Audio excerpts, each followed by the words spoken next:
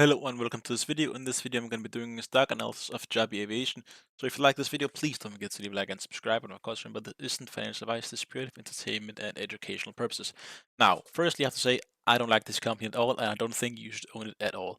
So if you're sitting at a win in this, you have made money, sell. If you have a loss, sell. And now why do I think that? Well, that's because they make some stupid ass helicopters like this. And that is the purpose of this isn't like normal helicopters. This is meant to be like in a city like New York, that is at least what their case is, and that you can get from a downtown New York to JFK Airport with 7 minutes instead of an hour's drive. Now, and they're thinking about heliports. Well, the reason I don't like this is because this was tried in the 70s, 80s, and 90s with heliports, and it failed every single time.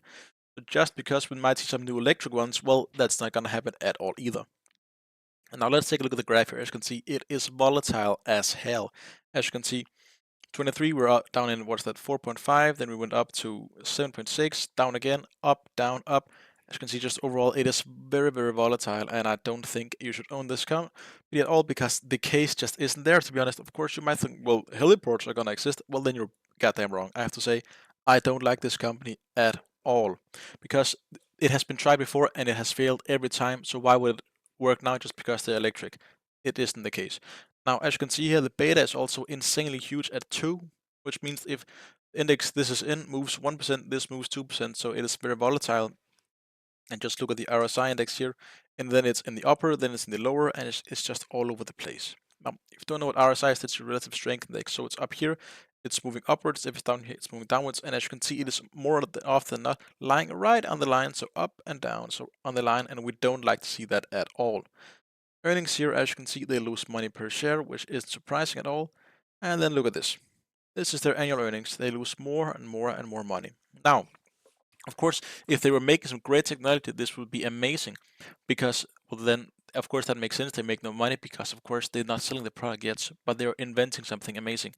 They're inventing an electrical helicopter that can take off and then become a small plane for flying between heliports. I just don't like that at all. Now, the seasonals here, as you can see, look at this, minus 55 some years, 37%. Then we have some years with huge gains. I just don't like them. And also they have this huge competitor in China, Ehang, which is a lot of years ahead, and they're already almost coming to market in China, I believe. So chances are they're just going to beat the US competition as well. So I just don't like it at all. The technicals in this, however, say strong buy for the day. And for the month, it is still a strong buy. But of course, the technicals only look at the graph like this, as you can see, where it is quite nice. We have a recently quite nice RSI over the long run, and we had a golden cross here. When was that? On the 28th of April. And now we're up 50% from that point. So of course, that makes sense. Now, if you look at the analyst rating on this, as you can see, 2 sell, 3 hold, and 4 strong buy. And just look at the average is down by 10%, and the minimum is down by 56%, and the max is up by 40%. But just look at this. I really don't like it at all.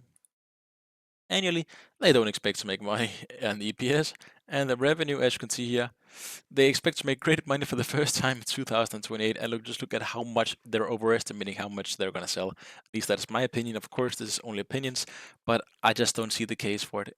Can you imagine getting into one of these because you don't want to go from downtown, let's say LA, Boston, New York, or whatever, to the airport because it's going to take a while? I don't think you're going to do that because it's a very niche market, and chances are it's going to be expensive as hell. Now, that was my stock analysis on Joby Aviation, and I have to say again, I don't like this company at all. I wouldn't even touch it. So, of course, be careful if you're going to invest in this. Now, if you like this video, please don't forget to leave a like and subscribe. And, of course, if you want me to make any analyses on any other companies, please leave those in the comment section below.